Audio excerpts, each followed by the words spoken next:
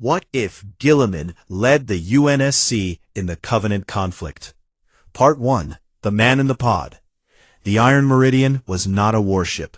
It had no glory to its name, no battles in its record. It was a salvage vessel, old and slow, with a crew of 22 people who spent most of their days pulling broken equipment and dead satellites from the darkness between stars. It smelled like engine oil and cold metal, and the lights in the lower decks always flickered a little too much. Lieutenant Commander Aaron Holt had served on the Iron Meridian for 3 years. He was a lean man in his late 30s, with a calm face and tired eyes. He was not the kind of officer who gave loud speeches or slammed his fist on tables. He simply did his job, kept his crew alive, and tried not to think too hard about how badly the war was going out there in the wider galaxy. The Covenant had been burning human colonies for years. That was not news. It was just a slow and terrible fact that everyone in the UNSC had learned to carry around with them like a stone in their chest. On a quiet Tuesday, somewhere between the outer colony shipping lanes and a debris field that did not appear on any official star chart, the Iron Meridian picked up something strange. Commander Laura Voss was the first one to notice it. She was standing at the sensor station on the bridge, drinking her second cup of coffee, when the readout started showing a gravitational signature that made no sense. It was not a planet. It was not a ship. It was something small, something dense, something sitting very still inside the debris field, and giving off a faint energy reading that the ship's computers could not identify. She called Aaron up to the bridge. He looked at the data for a long time without saying anything. Then he said, "Take us in slow." The debris field was thick with old wreckage. Pieces of hull plating, broken struts, frozen chunks of material that might have been a ship once, or might have been something else entirely. The Iron Meridian moved through it carefully, its lights cutting pale beams through the dark. They found the pod near the center of the field. It was roughly the size of a cargo container, but shaped in a way no human hand had ever designed. The surface was covered in patterns that looked almost like writing, carved deep into a material that was not quite metal and not quite stone. It was cold to the sensor sweep, but the energy reading inside it was worn and steady, like a heartbeat. Aaron stared at it on the screen for a moment. "Get a tow line on it," he said. "Bring it into the bay." Dr. Claire Dawson was the ship's xenolinguist and the closest thing the Iron Meridian had to a scientist. She was a small woman with short brown hair and a habit of talking to herself when she was thinking hard. When the pod was brought inside and laid on the floor of the cargo bay, she walked around it 3 times without touching it, looking at the markings from every angle. "This is not Covenant," she said. "Are you sure?" Laura asked. "Completely sure," Claire said. "I have studied every known Covenant glyph system. This is not any of them. This is something entirely different." Aaron crouched down and put his hand near the surface, without touching it. He could feel a faint warmth coming off it. "Is there something alive inside?" Claire checked her scanner. "Yes," she said quietly. "One life sign. Stable. Very slow heartbeat. Whatever is in there has been in suspension for a very long time." They opened the pod after 6 hours of careful work. The man inside was enormous. He was not just tall. He was built in a way that made the word tall feel too small. He was over 3 meters from head to foot, broad across the shoulders, in a way that made the cargo bay feel like a closet. He was wearing armor that was blue and gold, old and scratched and dented in places, but clearly the product of a level of craftsmanship that made UNSC battleplate look like a child's toy.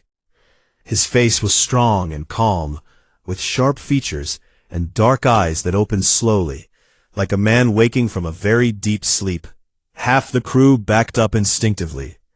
Laura had her hand on her sidearm. Aaron stood still. The giant sat up. He looked around the cargo bay with slow, careful eyes. He looked at the crew. He looked at the ship around him. He looked at his own hands for a moment, turning them over, checking them. Then he spoke. The language was unlike anything anyone in the room had ever heard. It was deep and precise and old, full of hard consonants and long vowels. Claire had her recorder running before anyone else moved. For 3 days, she barely slept. She worked with the recordings, cross-referencing fragments of the giant's language against every linguistic database the UNSC had ever compiled, including the oldest Earth records, the deep archive files, everything. The giant, for his part, was patient. He sat in the cargo bay, which had been cleared out for him. He ate the food they brought without complaint. He watched the crew with calm, thoughtful eyes, and he listened. He listened to everything. On the 3rd day, Claire came back to him with a simple phrase in a version of Latin so old it had almost no speakers left in any history book. She said it slowly, carefully, and watched his face. His eyes changed. Something in them sharpened, slowly at first, searching for words, and then faster, and then the two of them were talking. It was rough and full of gaps, but it was a conversation. His name was Robout Guilliman. That much came through clearly in the first few minutes. He had been a leader, a commander, a general of enormous scale, in a place and a time that Claire could not fully map to anything she knew. He had been fighting a war. He had been wounded badly. He had been placed in the pod to save his life, and had expected to wake in his own time, in his own galaxy. He had not. He understood this quickly, and without panic. He asked careful questions about where he was, and who the UNSC were, and what the Covenant wanted. Claire answered as best she could. Aaron sat with them and listened. When Claire finished her summary of the war, the years of retreat, the burning colonies, the ships and soldiers and worlds lost, Guilliman was quiet for a long time. He looked at the floor of the cargo bay, and something behind his eyes worked through the information like a machine sorting parts. Then the ship's emergency channel opened. A distress call. A colony called Meridian Station was under heavy assault. Marines pinned down, casualties rising. Everyone looked at Aaron. Aaron looked at Guilliman. Guilliman stood up to his full height. He rolled his shoulders and settled the weight of his old armor. He looked at Aaron with those calm, deep eyes and said in his slow and careful new English, "Take me to the battle. I will see what we are dealing with." Aaron Holt looked at this impossible giant standing in his cargo bay and thought, for the first time in 3 years, that something might be about to change. He gave the order. The Iron Meridian turned toward Meridian Station. What if Guilliman led the UNSC in the Covenant conflict? Part 2. The First Lesson. Meridian Station was burning. That was the first thing Aaron saw when the Iron Meridian dropped out of slip space near the colony. 3 of the city's outer districts were on fire. Covenant phantoms moved through the smoke like dark birds, dropping elite soldiers into the streets below. A pair of UNSC Pelicans were falling from the sky, trailing black smoke. On the ground, the distress channel was full of Marine commanders shouting over each other, all of them describing the same thing. They were being pushed back, losing ground, running out of time. Colonel Derek Haynes was the garrison commander on Meridian. He was a broad, hard man with 20 years of service and a voice like a closing blast door.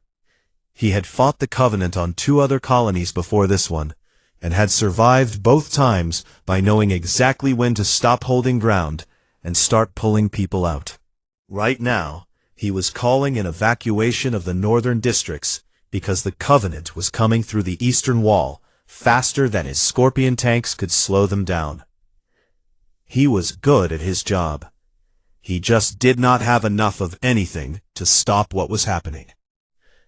Then the Iron Meridian came into low orbit, and things became very strange very quickly. Aaron opened a channel to the surface and told Colonel Haynes, that he had someone on board who wanted to help. Haynes told Aaron, in very direct language, that a salvage crew was not what he needed right now. Aaron paused, then said, "He is not part of the salvage crew. Just watch the eastern approach in about 3 minutes." Guilliman was already at the cargo bay doors. He had asked Aaron one question before the ship entered the atmosphere. Which direction is the heaviest contact? Aaron had shown him the map. Guilliman had looked at it for about 10 seconds, his eyes moving across it like someone reading a page. And then he had walked to the cargo bay. He did not take a drop pod. He did not wait for a pelican. The cargo bay doors opened, and he simply stepped out, falling from the low-altitude pass of the Iron Meridian at roughly 200 meters above the rooftop of a Covenant-held building near the eastern breach. He hit the roof like a hammer hitting an anvil, the ceramite of his ancient armor absorbing the impact in a way that should not have been physically possible. And he came up moving. The Covenant soldiers on the roof did not have time to understand what had landed among them. Guilliman fought the way someone fights, when they have been doing it for longer than most civilizations have existed. There was no wasted movement, no hesitation. Every action connected to the next one. He moved through the elite squad on the roof in about 15 seconds, and was already looking down at the street below before the last one had stopped moving. What he saw in that street was not just a battle. It was a tactical picture, and he read it the way a doctor reads a chart. He could see where the Covenant pressure was strongest and why. He could see the 3 Marine fire teams that were about to be cut off if the Phantom overhead dropped a second squad on the side alley. He could see the Scorpion tank that was targeting the wrong building. He could see the evacuation corridor that was still open, but would not be in 6 minutes if nobody moved a specific squad to cover the north-facing junction. He opened the Marine communication channel. His voice came through every radio on the battlefield at once, calm and very clear. "This is Guilliman. Fire team on the north junction. Move 2 blocks east now and hold the corner. Tank crew, shift your angle 30 degrees left and fire on the support strut of the overpass. Sergeant with the rocket team near the burning Pelican. Your target is not the elite squad. Your target is the Phantom above you. Wait for my mark." There was a moment of complete silence on the channel. Then Derek Haynes's voice came through. "Who in the hell is this?" "Someone who can see the whole board," Guilliman replied. "Colonel, begin your armored withdrawal from the Eastern District, but do not go north. Go west, then loop south. There is a natural choke point at the old cargo terminal that will cost the Covenant 3 times what it costs you. I will be there when you arrive." Haynes did not know who this voice belonged to, but he had been a soldier for 20 years, and he could hear competence the way a musician hears a right note. He gave the orders. Guilliman was already moving through the streets. What followed over the next 6 hours was the kind of battle that soldiers talk about for the rest of their lives. Guilliman was everywhere. He was at the choke point when the Covenant armored column arrived, and he destroyed the lead vehicle with his bare hands, stopping the advance long enough for Haynes's Scorpions to come around the flank. He was at the evacuation corridor when a squad of Covenant jackals tried to cut it off, and he came around the corner behind them before they even knew he was in that part of the city. He called MAC cannon strikes from the Iron Meridian above with such precise timing and placement that 3 Covenant dropships broke off their attack runs rather than enter the fire corridor he was building in the sky. And through all of it, the Marines fought differently than they ever had before. They were not just reacting. Someone was thinking for them, seeing further than they could see, and for the first time in this war, they felt like they were part of a plan. By the time the sun went down over Meridian Station, the Covenant assault was shattered. The ground forces were dead or gone.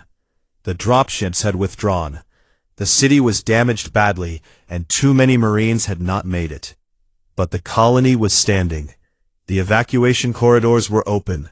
The civilians were safe. Colonel Derek Haynes walked across the ruined plaza near the cargo terminal and found Guilliman standing among the wreckage, looking up at the smoke where a Covenant carrier had been burning in the upper atmosphere before it broke apart. Haynes stopped in front of him and looked up at his face for a long moment. Haynes was not a man who was easily impressed. He had seen Spartan II's fight. He had seen the best soldiers the UNSC had ever produced. He looked at this giant in the old blue armor, and he said quietly, "Who taught you to fight like that?" Guilliman looked down at him. 10,000 years of war taught me," he said.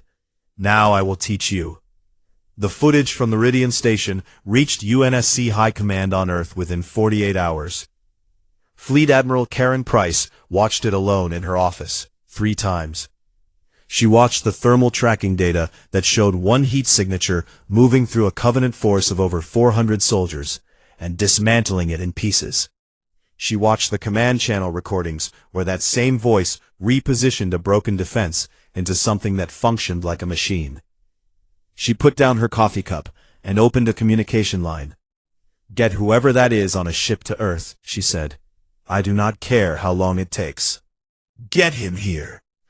On the Iron Meridian, Aaron Holt was sitting in the small galley, eating a meal he could not taste, thinking about everything he had just watched happen. Claire Dawson sat across from him.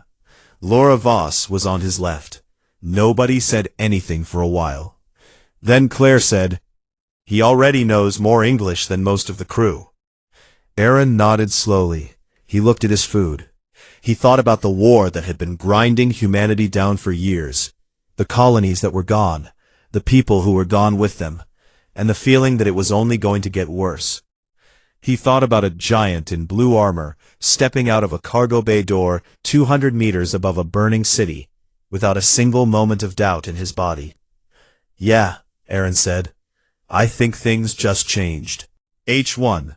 What if Guilliman led the UNSC in the Covenant conflict? H1. Part 3. Building something that can win. H2. The UNSC High Command building in Sydney was one of the most heavily secured places on Earth. Thick walls, armed guards on every floor, blast doors that could seal in under 2 seconds. It had been designed to feel permanent, unshakable, like the war outside could never reach it. When Guilliman walked through the front entrance, every person in the lobby stopped moving. It was not just his size, although that was part of it. It was the way he moved, calm, deliberate, like a man who had walked into 1,000 rooms full of powerful people and found all of them smaller than expected. He looked at the building around him with steady eyes that were already noting exits, camera positions, the layout of the floors above. He was wearing his armor, cleaned and repaired as best the Iron Meridian's small machine shop could manage. It still had scratches on it from Meridian Station. Aaron Holt walked beside him, which meant Aaron spent most of that walk trying to keep up with a stride twice the length of his own. Fleet Admiral Karen Price met them in the main briefing room on the 4th floor. She was a tall woman with short gray hair and the kind of stillness in her face that came from years of making decisions that got people killed and living with that. She looked at Guilliman without flinching, which earned her a small measure of respect from him immediately. She held out her hand. He shook it carefully. "You helped save Meridian Station," she said. "The Marines saved Meridian Station," he replied. "I simply helped them stop moving backward." Karen studied him for a moment. "I am going to give you access to everything. Every battle record, every strategic report, every projection we have on the Covenant. I need to know what you think." "I will tell you exactly what I think," he said. "I suspect you will not enjoy all of it. I haven't enjoyed anything since this war started," Karen said. "Go ahead." He spent 4 days reading. He did not leave the secure archive room except to sleep for a few hours each night. He went through 11 years of war data, every engagement report, every supply chain analysis, every map of lost colonies. He read casualty projections. He read intelligence reports on Covenant fleet movements. He read internal memos from commanders who had been begging for resources for years and received half of what they asked for. On the 5th day, he called a full meeting. Every senior fleet admiral, every marine general, the heads of the ODST program and the Spartan program. Karen Price sat at the head of the table and watched. Guilliman stood at the front of the room, and he did not use gentle words. The UNSC, he said, was fighting this war the way a man fights a flood, by scooping water with his hands. Every response was reactive. Every defense was built after the enemy had already chosen the ground. The fleet was broken into too many small groups, trying to protect too many individual places, instead of being built into unified strike forces that could concentrate power where it mattered. The supply lines feeding the outer colonies ran through open space with almost no protection, which meant the Covenant could cut them without committing major forces. The command structure had too many levels and moved too slowly, which meant decisions that needed to be made in hours were being made in days. And the biggest problem of all, he said, was that nobody in the UNSC had yet fully understood what the Covenant actually was. It was not just an alien military. It was a religious empire. It fought the way it fought because of what it believed, not just because of what it had. And religious empires had fracture points that military empires did not. The room was very quiet when he finished. One of the older admirals, a man named General Lou Ferris, leaned forward and said, "You are saying we have been doing everything wrong. I am saying you have been doing everything without a complete picture," Guilliman said. "That is different. The people in this room are not fools. They are fighting well with what they understand. I am here to expand what you understand." The reforms began the next morning. Captain Ethan Cole ran the UNSC Logistics Division, and he was one of the best operational minds in the building. He was a quiet man who liked spreadsheets and hated wasted resources. And when Guilliman sat down with him to redesign the supply architecture for the outer colonies, it was the first time in years that Cole felt like someone was actually asking the right questions. They worked for 2 weeks straight, building a new network of hardened supply routes through asteroid fields and hidden relay stations that would be much harder for the Covenant to find and cut. Guilliman reorganized the fleet into cohesive battle groups, each one built around a core of capital ships with its own support vessels, its own logistics trail, its own air wing. Each battle group was trained to fight as a single unit, rather than a collection of ships that happened to be in the same place. He wrote doctrine manuals himself, in plain language, so that every commander, from admiral to lieutenant, could understand not just what to do, but why. Catherine Halsey met him in the Spartan training facility outside the city. She was sharp, precise, and immediately fascinated by him, in the way a scientist is fascinated by something that breaks all her models. She watched him walk through the training floor, and she watched the Spartans watch him back. And she noticed something interesting. The Spartans, who were famously difficult to impress, were paying close attention. Guilliman did not talk down to the Spartans. He did not talk up to them either. He spoke to them the way he would speak to any soldier he respected, directly, clearly, explaining the purpose behind every piece of training rather than just demanding performance. He told them they were not weapons to be aimed and fired. They were warriors, which was something larger and more demanding than being a weapon, because a warrior had to think. A young Spartan named Kyle 047 became a regular presence at these sessions. He was quieter than most, and he watched Guilliman with an intensity that the Primarch noticed. One afternoon, Kyle asked him a simple question. "Have you ever lost a battle?" Guilliman looked at him for a long moment and said, "Yes, and I learned more from those than from any victory. That is something I will teach you too." Not everyone in the UNSC Security Council was happy with what Guilliman was becoming. There were 3 people in that building Aaron knew, who were afraid of a figure who could not be controlled, who came from nowhere and owed nothing to the political structure that had kept them powerful through years of losing. There were quiet conversations in quiet rooms about how to limit his influence, his access, his authority. Then there were 3 attempts on his life. 2 from Covenant sleeper agents who had been placed inside UNSC facilities. 1 from somewhere closer to home. All 3 failed in ways that were almost embarrassing for the people who arranged them. After the 3rd attempt, Guilliman simply continued his morning briefing without pausing.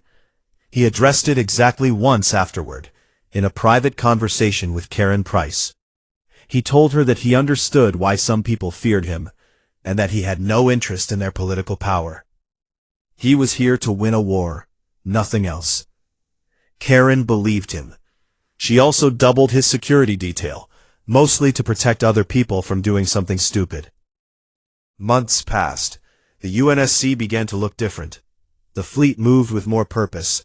The outer colony defenses had depth now, instead of just walls. Intelligence reports on the Covenant were becoming sharper, more detailed, more useful. And somewhere across the dark between stars, a very large Covenant fleet was building up near the edges of Reach space. Guilliman saw the reports on a quiet morning in Karen's office. He looked at the data for about 30 seconds. Then he said, "They are going for Reach." Karen nodded. She had seen it too. Guilliman set down the report. "Good," he said. "We will be ready for them." Welcome back, everyone. Today we're diving into a fascinating scenario.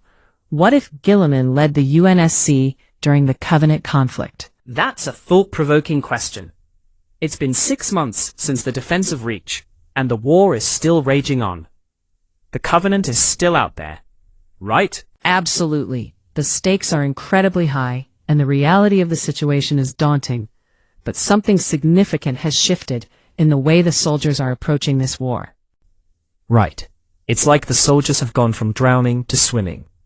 It's not easier, but there's a sense of change. What do you think prompted that shift? I believe it's Guilliman's ability to inspire hope. He recognized early on that the most critical battle was psychological, right? It's about the belief that they can win. Exactly. He's been working tirelessly to combat that voice of doubt. And then we see Operation Unbroken Codex launch. What an audacious move. It really was. This was the first coordinated offensive, not just a counterattack. They targeted infrastructure instead of just ships. That's a game changer. And what's impressive is how Paula Reyes contributed to that operation. She meticulously gathered intelligence that provided crucial insights into the Covenant's structure. Yes! Her work laid the foundation for this offensive. And despite not achieving perfection, hitting 60% of their objectives is quite the accomplishment.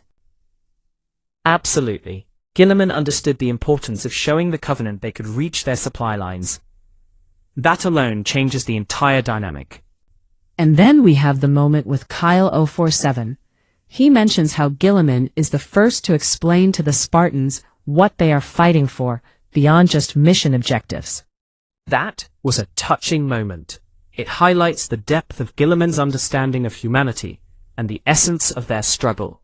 Exactly. He emphasizes that they fight because they are human. And that's a powerful sentiment. It brings a new layer of meaning to their fight. And in the quiet moments, we see Guilliman reflecting on humanity's history. It's a poignant reminder of what they're capable of overcoming. It really is. He recognizes that the same fire that kept humanity alive in his galaxy exists here too, just waiting to be reignited. And then Aaron Holt's personal log at the end encapsulates everything beautifully. They're fighting simply because they are human. Yes, and it leaves us with a sense of hope. Even in the face of adversity, it feels like the beginning of a new chapter. Exactly. The war isn't over. But there's a shift in perspective. And that could be what they need for a turning point. To wrap up, Guilliman's leadership has ignited that fire in humanity, reminding them of their resilience. It's a powerful message. Absolutely. Thank you all for tuning in. Join us next time as we continue to explore these incredible narratives. H1. What if Guilliman led the UNSC in the Covenant conflict? H2. Part 4. The Defense of Reach. Reach was the most important human world outside Earth. Everyone knew that. The shipyards, the training facilities, the population centers, the military infrastructure. It was the backbone of the UNSC war effort. If Reach fell, the war did not end, but it came very close to ending. Guilliman had understood this within his first week of reading UNSC strategic files. So he had spent 8 months making Reach into something the Covenant had never faced before. Not just a planet with guns on it, something deeper than that. He had walked every major city, every mountain range, every coastal approach. He had sat with engineers and marine commanders and Spartan team leaders for hundreds of hours, building a defense that was not a wall, but a machine. A system of interlocking kill zones and fallback points, and ambush corridors that would make every meter of ground the Covenant took cost them something they could not easily replace. Every Marine battalion on Reach had not just a fighting position, but a fallback position that was also an ambush position. Every city had been quietly structured so that the streets the Covenant would naturally want to advance through led into prepared fields of fire. Every Spartan team had a specific mission, a specific target, a specific moment when they were supposed to act. The orbital platforms above the planet were not just defensive guns anymore. They were part of a coordinated fire network that Guilliman had designed personally, calculating firing solutions months in advance. He had done all of this quietly, without making announcements, without holding press conferences. He simply built it, piece by piece, with the help of everyone who was willing to work alongside him. The Covenant fleet arrived on a Tuesday morning, local Reach time. It was enormous. 32 capital ships, hundreds of support craft, assault carriers that each held more firepower than most UNSC battle groups. The sensor teams on the orbital platforms watched it drop out of slipspace, and for a few terrible seconds, the channel was completely silent. Then Fleet Admiral Karen Price's voice came through from the USSC flagship. Steady and clear. All units, this is Price. We expected this. Execute Plan Ironwall. Every ship knows their position. Hold your fire lanes and trust the grid. Guilliman was on the surface, deep inside a hardened command bunker cut into the rock of the mountain range east of Sword Base. He had a full tactical display in front of him, showing every unit on Reach, every Covenant ship in orbit, every Marine fire team and Spartan squad, and armored column. He watched the display with those calm, deep eyes of his, and began to give instructions. The space battle was unlike anything the Covenant had faced from the UNSC before. The human ships did not simply form a defensive line and absorb plasma fire. They moved in the patterns Guilliman had drilled into them over months, rotating between positions, drawing Covenant fire toward empty space, while MAC rounds arrived from angles the Covenant had not anticipated. The firing solutions had been calculated in advance, as Guilliman had said they would be, and the timing of the MAC salvos was coordinated across multiple ships, so that Covenant energy shields were hit by 2 or 3 rounds in rapid sequence rather than one at a time. Shields that could laugh off a single MAC strike struggled to hold against 3, arriving in under 4 seconds. Covenant fighters launched in massive waves. The UNSC longsword squadrons met them not in head-on engagements, but in the precise harassment patterns Guilliman had written, pulling the Covenant fighters away from the orbital platforms, denying them clean bombing runs, forcing them to chase and spend fuel while the platforms kept their fire lanes open. The UNSC lost ships. That was the truth of it, and it was not a small number. Captains and crews died in those first hours. Hulls were breached, and plasma fires ate through corridors, and escape pods scattered across the dark. The cost was real, and it was heavy, and Karen Price felt every name in her chest as the casualty reports came in. But the Covenant lost ships too. More than they had ever lost in a single engagement against UNSC forces. And they began to lose them in a pattern that confused their fleet commanders. Because the human resistance did not weaken the way it was supposed to, as losses mounted. It adapted. On the ground, the first Covenant dropships landed inside what looked like open urban zones. They were not open. Every landing zone had been pre-plotted. Marine fire teams that had been waiting behind walls, and in basements, and on rooftops, opened up the moment boots touched ground. Covenant elites who charged expecting frightened humans in retreat found instead prepared defensive positions, with overlapping fire and Spartans moving through their flanks. Kyle 047 was leading a 4-man Spartan team in the industrial district south of the main shipyard. His mission was simple. Find the Covenant forward command element that would inevitably land to coordinate the ground assault. And destroy it before it could establish communication with the fleet. He had been given the mission by Guilliman personally, 3 weeks before the battle, and he had spent those 3 weeks memorizing every building, every alley, every route in that district. It took him 4 hours to find the command element, which had set up inside a large warehouse near the port. It took his team 11 minutes to take it apart. When he reported into the command bunker, Guilliman simply said, "Good. Now move to Grid 7 and support the Marine Battalion on the coastal road." Kyle moved. The battle ran for 2 full days without stopping. The hardest moment came on the second day, when a Covenant armored column broke through the northern defensive line. It was a large force, moving fast, heading directly toward the main civilian evacuation corridor. If it reached that corridor, 10,000 civilians would be cut off from the extraction points. Guilliman looked at the display. He looked at the units available. He made a decision in about 4 seconds, which was 4 seconds longer than most people might have expected. He left the command bunker. He took Kyle's Spartan team and 2 other Spartan squads, and he led them personally into the mountain passes north of the evacuation corridor. What followed was a running fight through narrow terrain that the Covenant armor was not built for. Guilliman used the passes the way he had used every battlefield he had ever stood on, as a tool. He let the column come in close, used the rock walls to neutralize their numbers, hit the lead vehicles to block the column, and then worked backward down the line, systematically, without rushing. The column did not reach the evacuation corridor. When Guilliman walked back into the command bunker, covered in dust and plasma scoring, Kyle 047 was waiting with a field report. Kyle looked at him with that quiet Spartan intensity and said nothing for a moment. Then he said, "The corridor is clear." Guilliman nodded and went straight back to the tactical display. On the 3rd day, the Covenant fleet broke contact. They did not break and run. They pulled back in good order, the way a force pulls back when it has calculated that continuing will cost more than it gains. 1/3 of their original fleet was gone. Their ground forces on Reach's surface were destroyed or isolated.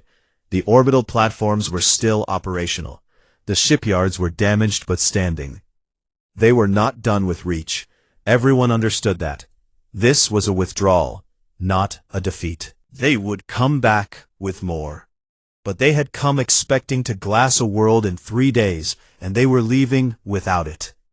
Aaron Holt was standing at the edge of the command bunker entrance when Guilliman came out into the mountain air and looked down at the plains below, where smoke was rising from 100 different points, the evidence of 2 days of war written across the landscape in fire and ruin. It was quiet for the first time in what felt like a very long time. Aaron stood beside him. He looked at the burning plains and then up at the sky where the Covenant fleet had been. "We held," he said quietly. Guilliman was still for a long moment. He looked at the destruction below without flinching, but not without feeling it either. There was something in his face that was not quite grief and not quite satisfaction. It was something older and more complicated than either of those. "We held," he said. Now, we learn to advance.